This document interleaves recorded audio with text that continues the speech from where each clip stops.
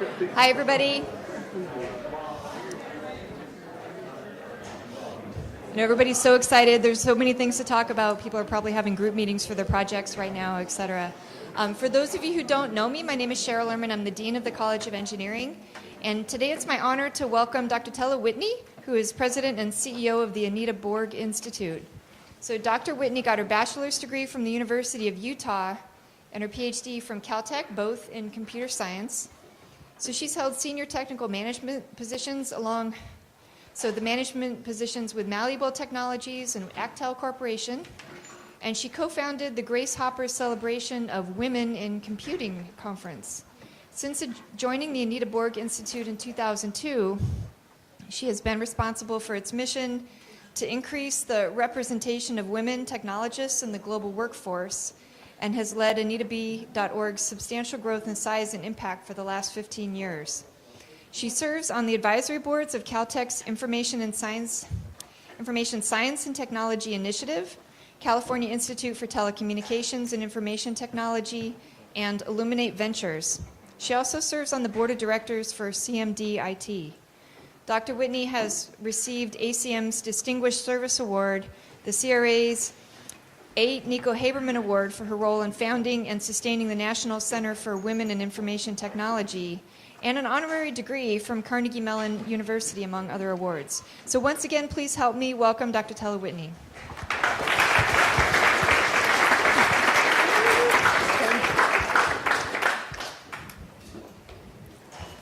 Okay, getting set up. I want to make sure this all works, so I guess the microphone is on. It's a real honor and pleasure to be here. I've been here before, and there's nothing more exciting than to talk about all of you. In October, I stepped down as the CEO of the Anita Borg Institute after serving for 15 years. And so it makes a lot of sense that the topic that's on my mind is, what do you want to be when you grow up? And so that's what I'm going to talk about today. I'm going to tell a few stories and some of the lessons that I learned along the way. But I wanted to start with a little bit about AnitaB.org, which is Anita Borg Institute. We're a nonprofit organization that believes that the people that create technology should mirror the people we create it for. We work a lot with women.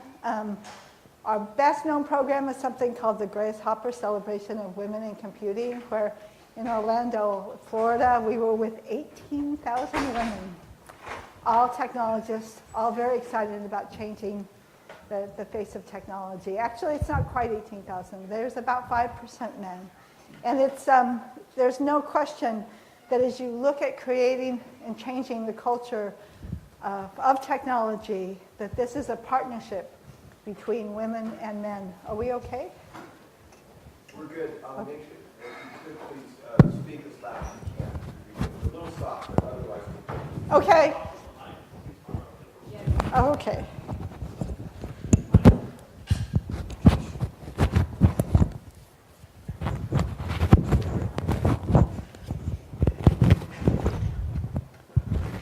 Well, I hope that helps, and if that doesn't, I can always do the hand mic. Okay. Too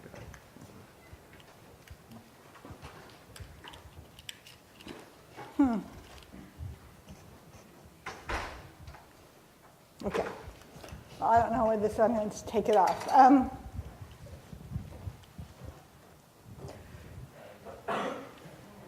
So you can't listen to the news without thinking about upheavals.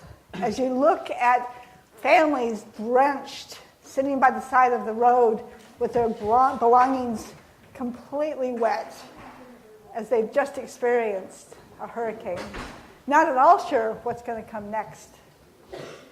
Or you look at refugees streaming across the border with just a small amount of their possessions, very unclear about where they're going next.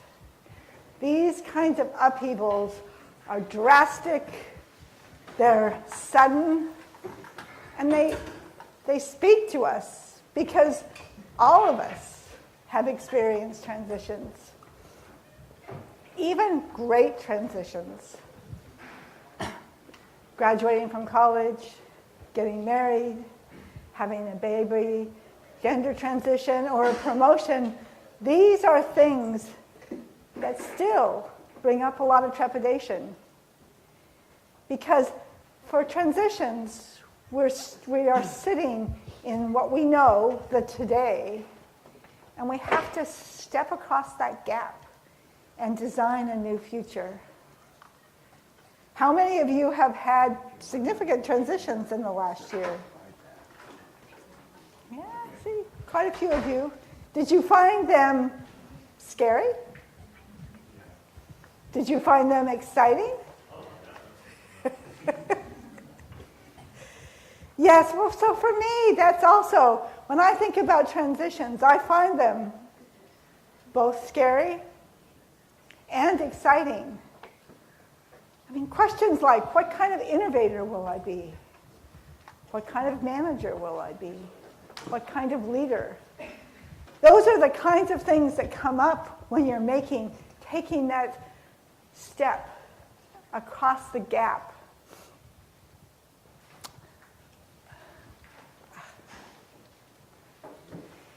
It's really important as you move into that future that you step across a chasm, and often it feels very deep. This is a picture I took in Nepal, and those chasms were really quite deep.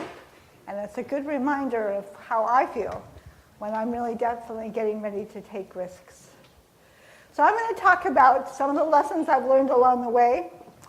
I've got 4 stories that really illustrate those. And I'm going to start with a very personal story. I grew up in the San Fernando Valley in Southern California. It was a great life. I grew up with my mother and 2 sisters. My parents were divorced. And my mother really believed that I could do anything. She was one of those mothers that, in junior high, that there was a government class for the older kids, but she called them up and she got me enrolled because they could tell that I had support at home. She led me to believe that I could do anything that I wanted to do. But it wasn't just my family that was great. There was my best friend, Abby. I met Abby when I was 9 on the playground. I walked up to her and said, we're going to be best friends. We talked on the phone all the time. We finished each other's sentences.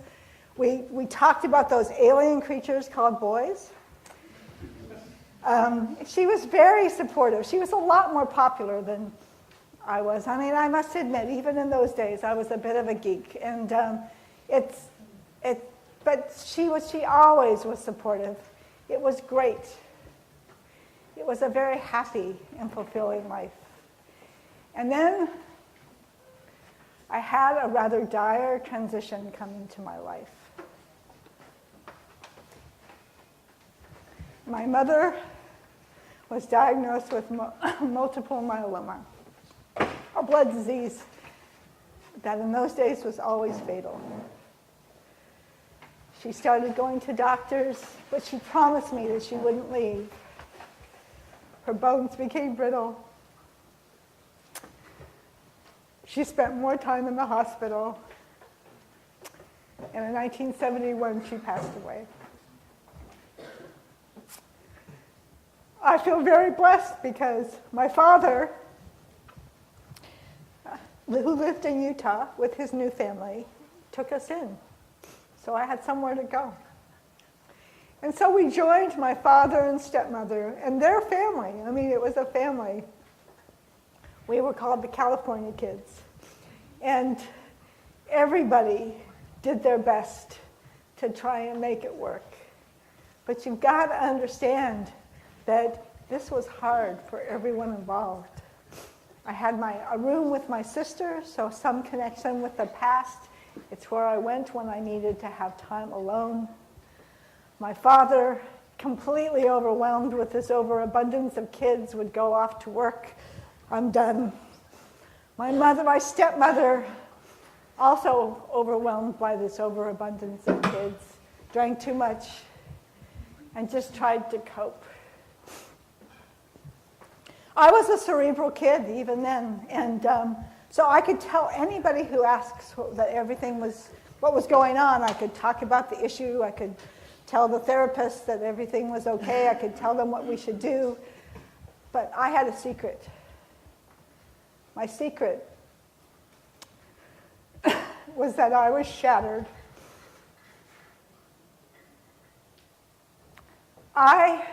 Everything that I held dear to me was gone. You can tell it's still, I can still feel it now. And so, but I was very determined to move forward. I was very determined to figure out how to survive. And so I asked myself the question, what do you want to be when you grow up? Now, at that point, what I knew was that I wanted to go to college. I knew that I wanted to be able to support myself. I knew that I wanted to get through what I was going through. And so I took a step forward. I attended school, I reached out, I made new friends, I attended a theater group.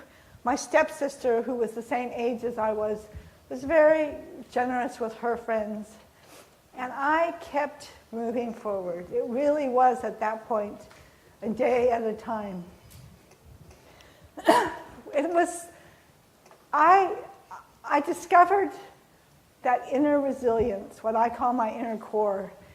I think of it as a steel rod that sits in me that allows me to have resilience and perseverance and to always move forward. And that inner voice that talked to me, that told me, you can do this. It was important to listen to that inner voice because it'd be very quiet when I did it, because otherwise it was overwhelmed by the voices in my head that said, you can't do this.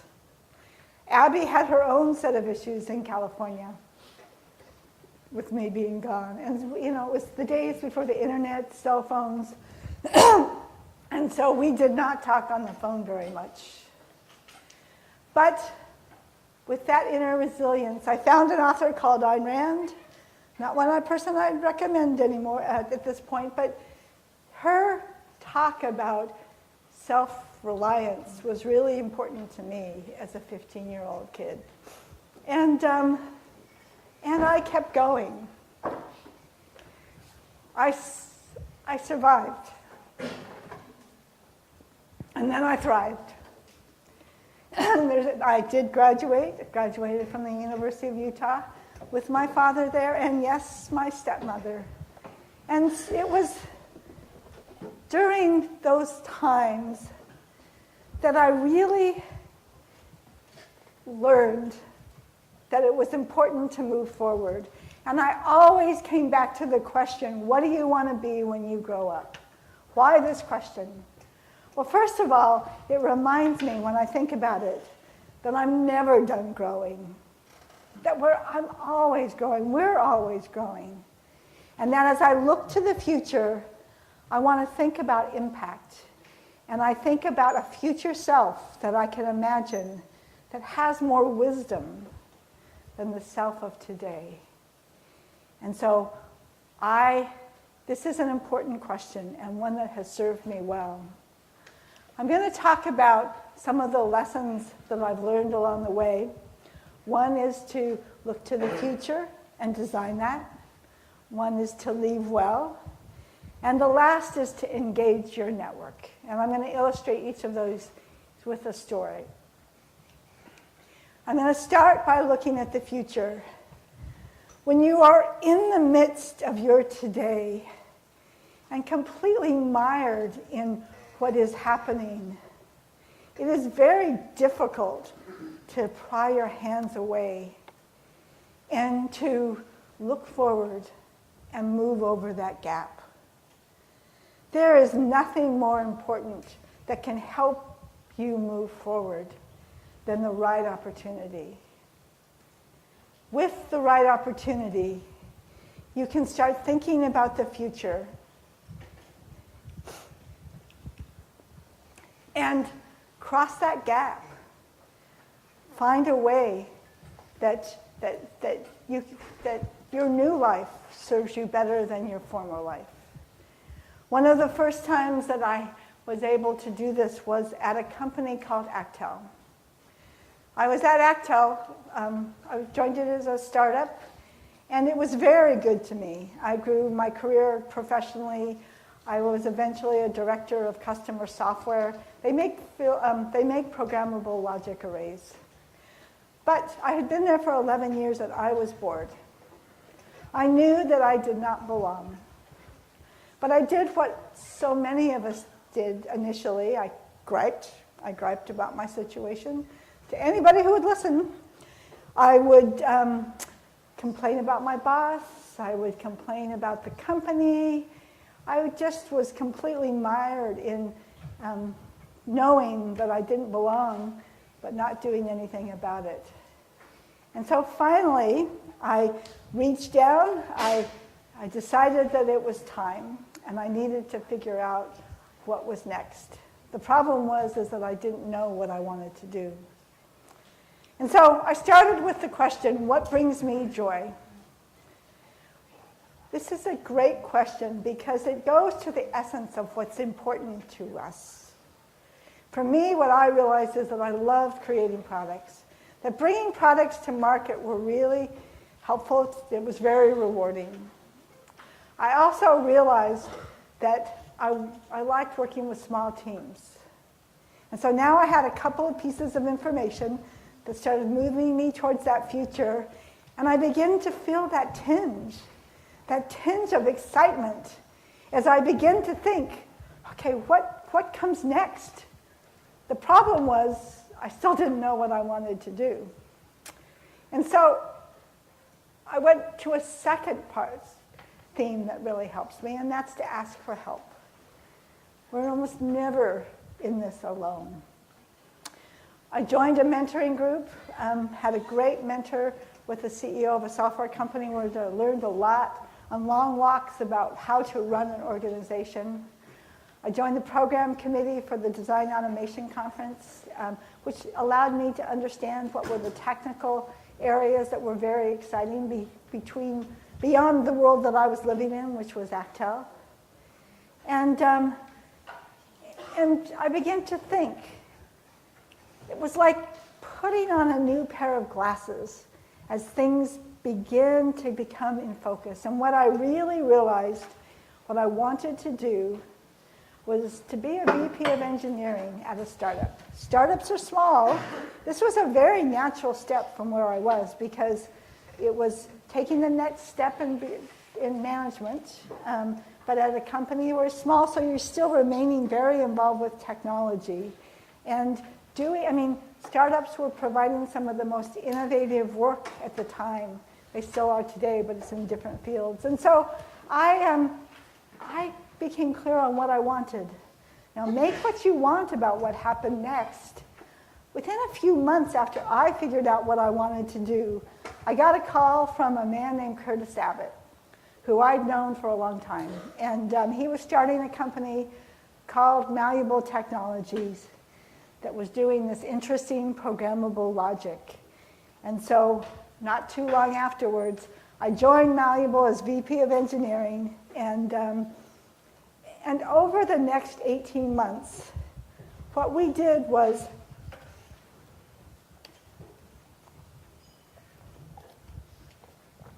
we closed funding, built a world-class design team, developed the software for the customers, developed the applications, and got sold. We were exited the market. It was a wild ride. It was so exciting.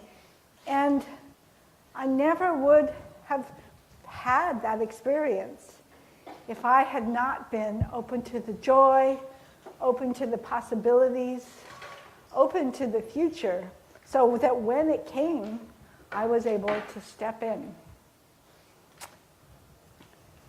The second lesson that I've learned along the way is to leave well. Now, this can often be the part that people is not the most fun. But as I step down as CEO, it's something that's on my mind.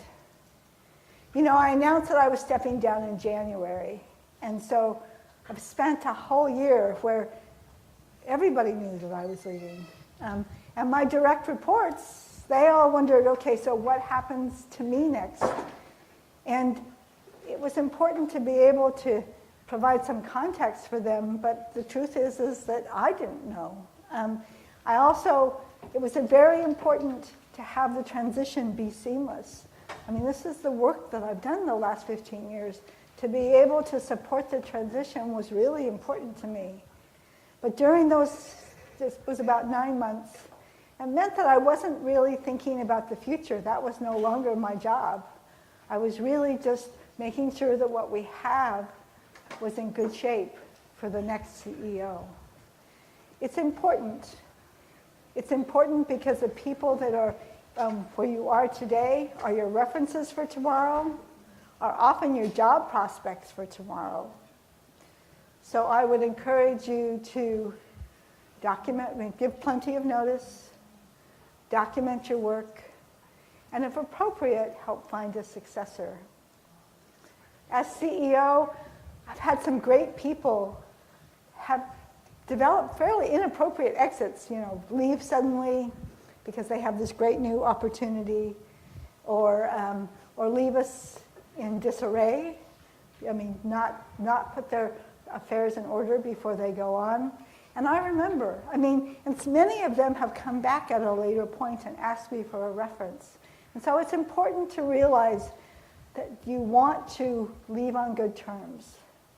I had the chance to experience this when I left PMC Sierra. Now, PMC Sierra bought Malleable Technologies, and it was pretty clear to me from the very early days that the culture was not right for me.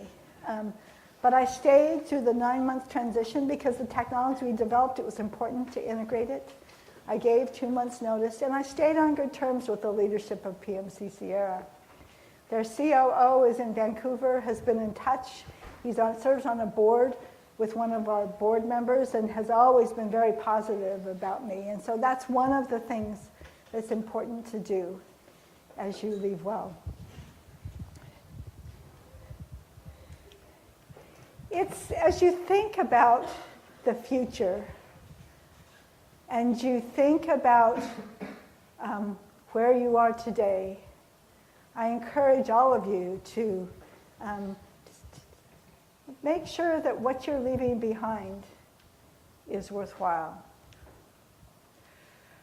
The last lesson that I've learned along the way is engage with your network. Now, probably most of you have heard that it's important to network, right?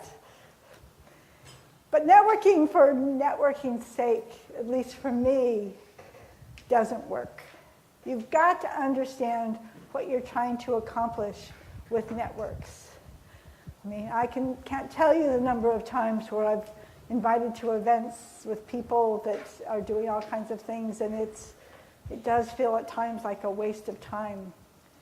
But if I can be clear on the 2 or 3 people that I really want to meet, it actually works a lot better.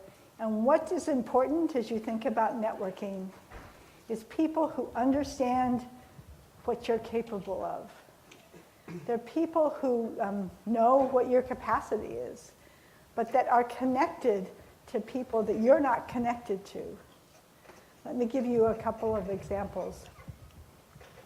What I call my trusted advisors, one of them was Carver Mead, who was my PhD thesis advisor.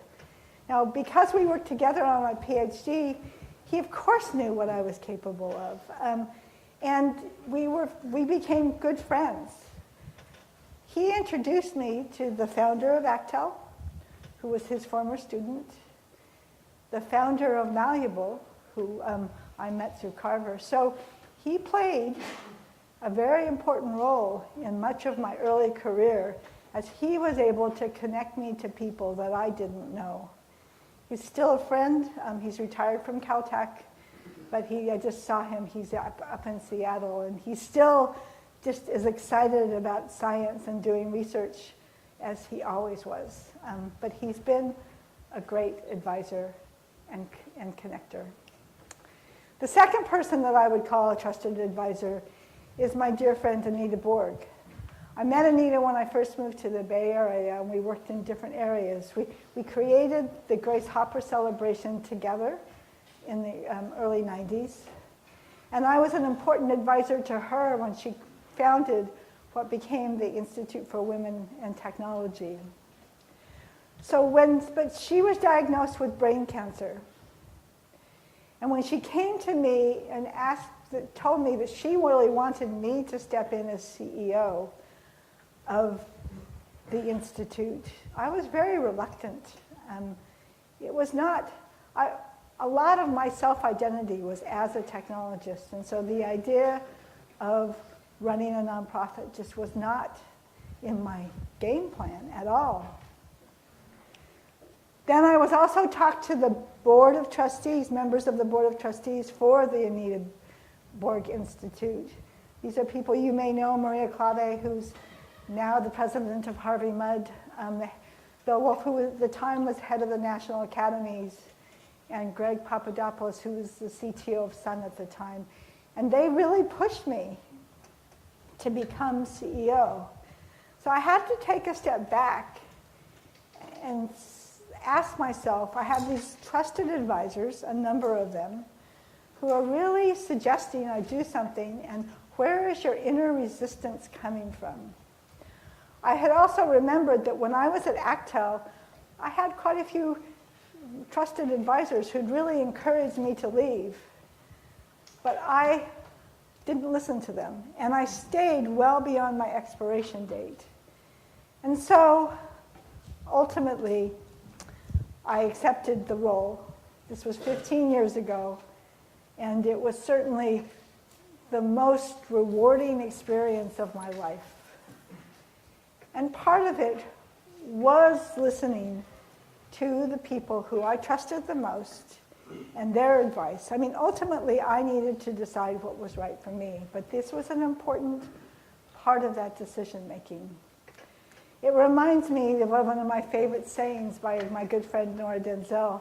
It isn't who you know or what you know, but who knows what you know. It's the people who really understand what you can do, who can connect you to others, that can make a huge difference. Oops. So in closing, I've talked a lot about some of the lessons that I've learned along the way. But if you've listened carefully, you've heard that there is really only one important lesson.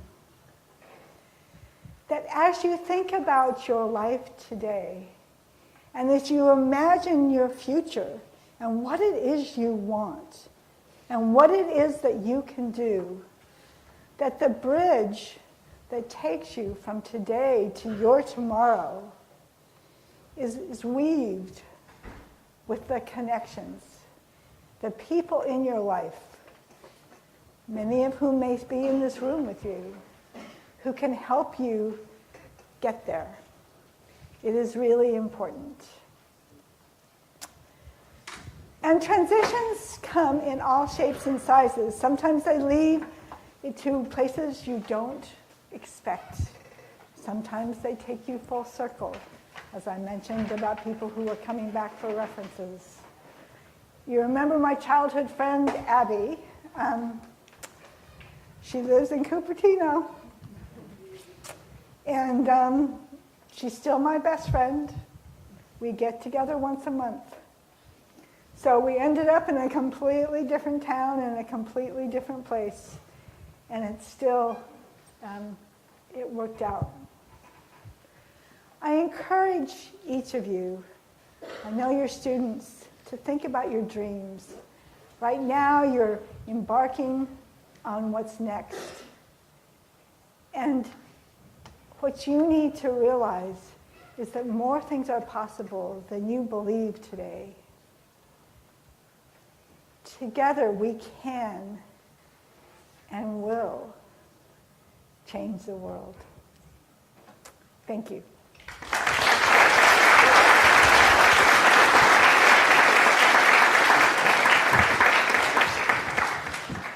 Now, I think we have plenty of time for questions, so. Yeah, that we do. So are there questions out there?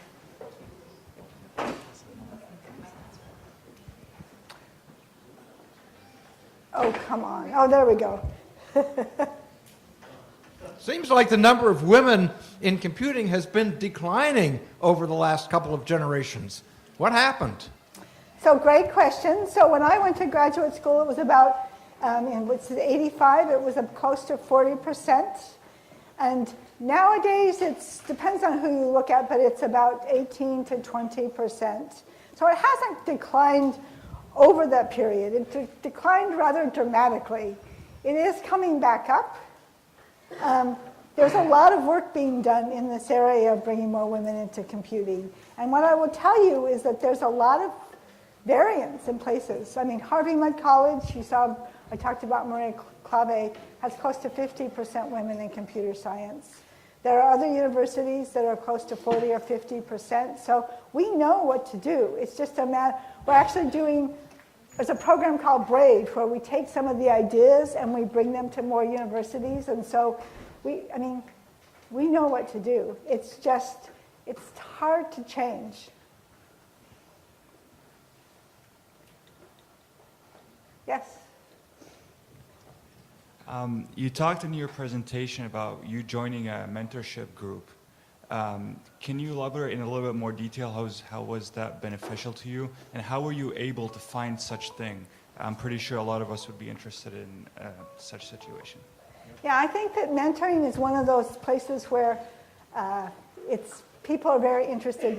The group that I joined at that point was called Mentium, which I don't actually think they exist anymore. But what they did was they paired you together with somebody who was a little further along in their career, and they actually set up a structure so that you knew. I mean, one of the challenging things is when you meet with somebody, how do you know what questions to ask? And so Mentium helped set up a structure. There's many companies that have mentoring programs that are part of it, but that you can join. They set you up with mentors, but often the most successful mentors are those that happen organically. And what I would do is think about, while you're here, some of the faculty, who are the people who you have the most respect for, and go talk to them. You don't actually have to, I would encourage you not to start out by saying, will you be my mentor? It's a little daunting. There are many people who were mentors of me that didn't know they were my mentors. But if you can, look at a problem. So for example, as you graduate, what job should you be considering? Or how do you make the trade-off between going to graduate school and getting a job? So finding somebody who has information about that and just going to them and talking about it is what I would suggest. Actually, and I should say that the Grace Hopper celebration, which I've mentioned, that's one of the things that does happen organically there, is people come to the conference and they meet other people and they talk to each other and they form mentoring relationships. If you go, all kinds of conferences can also act as that sort of catalyst. So if you can find a way to go to a conference, it would be great. I actually have a question. Sure. So when you work with any coworker, what's the one thing that you value the most when you're working with someone in general? When I work with a coworker? What's the trait that you value the most when you work with someone as a coworker? Or if you're looking at a potential employee or something like that? Well, so those are two different things. I've hired many people and they're coworkers, but when you're working with somebody, your coworker, you want to be able to collaborate with them. So first of all, you need to be able to feel like they're being honest with you, and and also believe that you can collaborate with them. So those are some of the characteristics that I look at. When you're hiring somebody, you're looking for two aspects. One is the performance. You really need to find somebody who can perform the job, and that's really important. But in addition, you need to find people who will match the culture. So, things that we value are being collaborative with each other, being able to work across the aisle.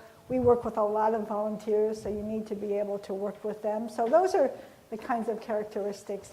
Having said that, you still need them to be able to perform the job, and so that's what you're looking for.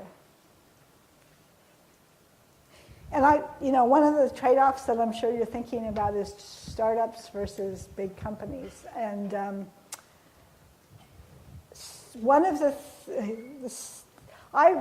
my professional life was all in startups. I started there and I grew professionally, and I was rewarded for delivering results. That's what I was rewarded for.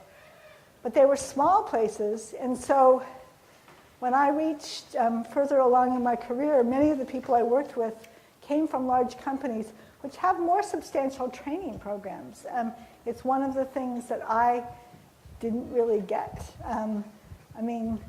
Startups reward guts and determination and doing whatever it takes to get the job done, and that suited me well. So as you think about the kinds of places that you want to work, that's one of the trade-offs. I generally advise, even if you want to do a startup, to go to a larger company for a couple of years and just get some skills developed, because I think it helps.